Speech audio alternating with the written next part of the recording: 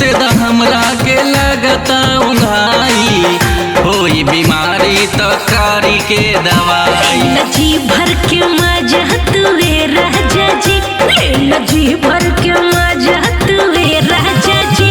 हंस के अखियां से अखियां मिलावल करा, भर बहिया में हमरा के राजा जी। दूर रह के ना हमके सतावल करा, भर बहिया में हमरा के राजा जी।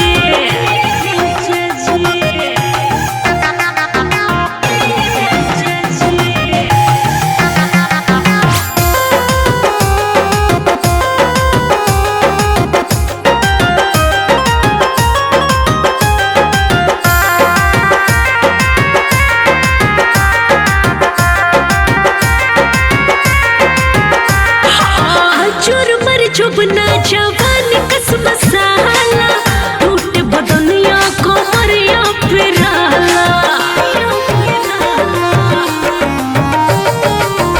कितना दर्द में तू बाड़ू का हिरानी, हमरा के तू ता पिया देलू पानी। आज हमरा के छोड़ा ना ये राजा जी, आज हमरा के छोड़ा ना ये राजा जी।